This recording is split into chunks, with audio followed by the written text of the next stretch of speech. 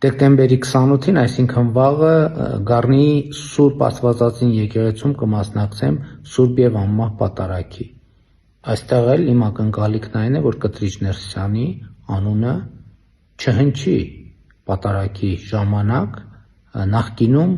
բերված հիմնավորումներով եւ պատճառներով։ Իդեպ կան մարդիկ, ովքեր ասում են, որ իրենք տարբեր եկեղեցիներում, երբ որ պատարագի են մասնակցում եւ հնչում է Կտրիչ Ներսյանի անունը,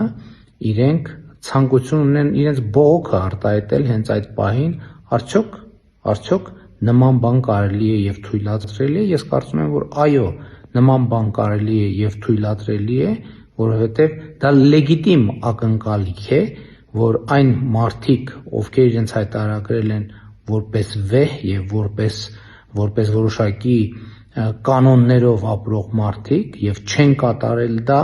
չեն կատարում դա եւ չեն էլ պատրաստվում առերեսվել այս փաստի հետ, մենք Հայաստանյան Ծառայքելական Սուրբ Եկեղեցու հետևորդներս պետք է ոչ միայն վերաբերմունք ձևավորենք այդ փաստի առիթով, այլև պետք է արտահայտենք այդ վերաբերմունքը եւ ի վերջո այդ վերաբերմունքից բխող գործնական արդյունքների հասնենք։ Իսկ վաղը ես, ինչպես ասացի, Գառնի Սուրբ Աստվածածին եկեղեցում կմասնակցեմ Սուրբ եւ Անմահ Պատարագի։